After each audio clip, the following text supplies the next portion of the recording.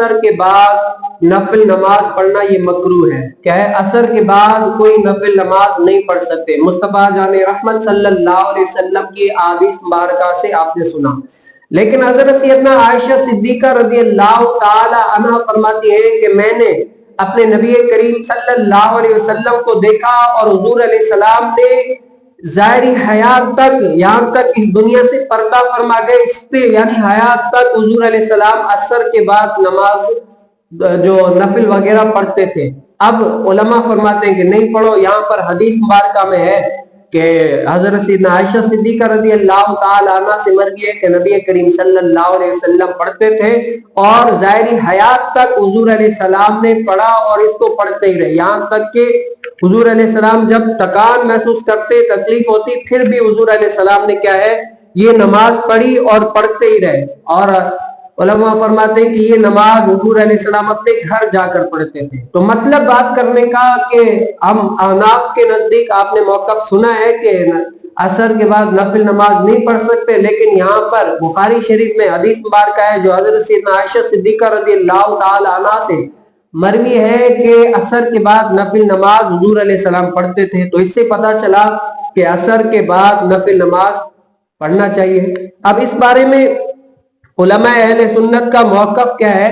وہ یہ فرماتے ہیں عصر کے بعد کیا ہے نماز پڑھنا یہ نفل مکروہ ہے، لیکن جو حضور علیہ السلام پڑھتے تھے نا یہ حضور علیہ السلام کا خاصہ ہی تھا، حضور علیہ السلام ہی کے لیے تھا کہ حضور علیہ السلام پڑھے، ہمارے لیے نہیں تھا.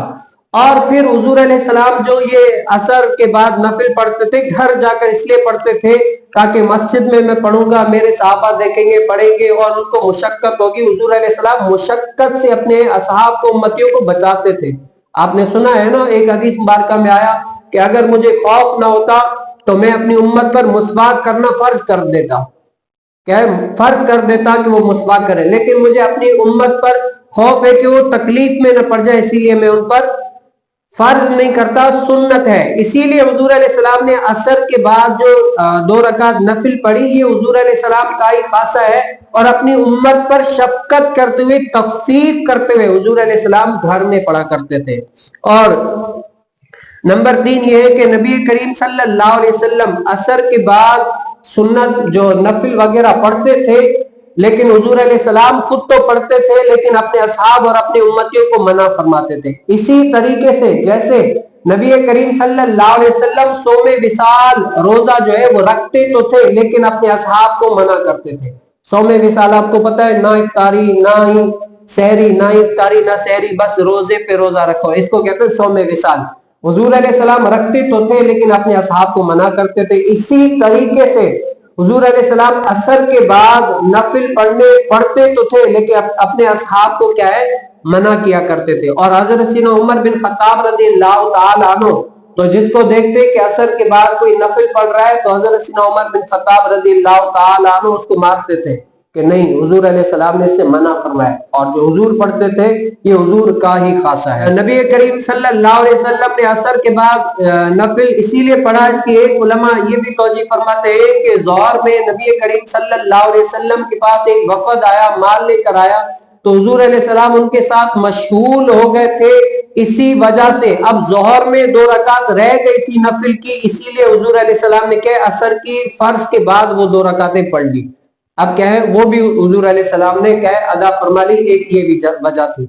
اور ایک اور وجہ فرماتے ہیں عصر سے پہلے حضرت سیدنا بلال رضی اللہ تعالی عنہ نے کیا ہے جلدی سے اقامت پڑھ لی. حضور علیہ السلام کو نفل پڑھنے کا ٹائم نہیں ملا، اسی لیے حضور علیہ السلام نے فرض کے بعد وہ نماز کیا ہے نفل پڑھ لی. اب عصر کے بعد حضور علیہ السلام نے اسی لیے پڑھ لی. اور ہم جو نمازیں وغیرہ دیتے نفل وغیرہ چھوڑ دیتے ہیں، لیکن نبی کریم صلی اللہ علیہ وسلم پابندی کے ساتھ نوافل، سنت اور فرائض کا اہتمام کیا کرتے تھے.